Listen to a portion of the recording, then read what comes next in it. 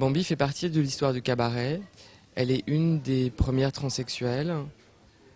Elle a connu, je dirais, tout un monde extrêmement différent de ce qu'est le cabaret aujourd'hui en France, qui a été la grande période du cabaret d'après-guerre. Et, et c'est vrai qu'à travers à la fois son témoignage et les films Super 8 qui sont dans le film, on s'approche de ce qu'a été un peu ce milieu des années 50, 60 et 70, de ce monde de la nuit, de Pigalle, et de ce qu'était Paris, dans ce milieu un peu underground, on peut dire, qui était le cabaret. Mais le film n'est pas seulement une histoire du cabaret, c'est surtout l'histoire de la vie de Bambi. C'est ça qui m'a intéressé, c'est de raconter la globalité du parcours, toute sa vie. C'est ça qui est intéressant, en fait, dans sa vie. C'est de voir à quel point elle a réussi à réinventer continuellement sa vie et à passer d'une étape à une autre avec une immense intelligence et je pense beaucoup de courage aussi, parce qu'à chaque fois, elle a su remettre en cause des choses, comment dire, extrêmement profondes pour elle.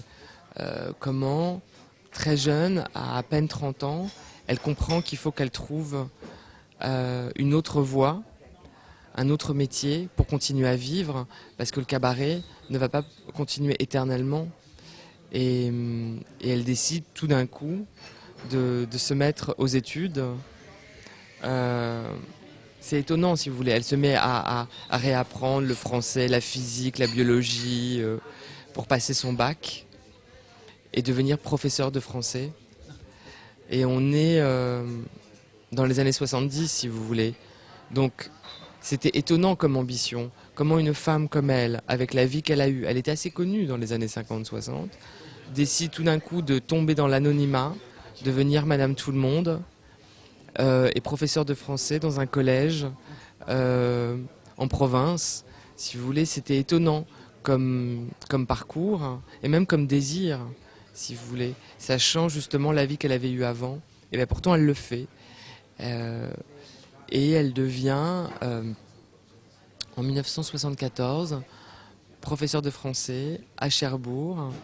Et ça a duré pendant 29 ans. Et personne dans l'éducation nationale ne pouvait imaginer qu'il y avait une transsexuelle, star du cabaret, qui tout d'un coup était une enseignante et qui donnait des cours de français. Et je trouve voilà, ce parcours étonnant, si vous voulez, de ce petit garçon qui naît en 1935 dans un petit village en Algérie à cette femme aujourd'hui qui a 77 ans. Je trouve que c'est un parcours pour n'importe qui exemplaire sur l'obstination, le sentiment, le désir de vivre libre, avec détermination et d'aller au plus profond de soi pour vivre ce que l'on est au plus profond de soi. J'aime beaucoup les récits de vie et j'ai trouvé le récit de vie de Bambi unique. À un moment, je me suis posé la question de peut-être l'inclure dans Les Invisibles, mais ça m'a pas semblé juste parce que Les Invisibles, en fait, filment des anonymes.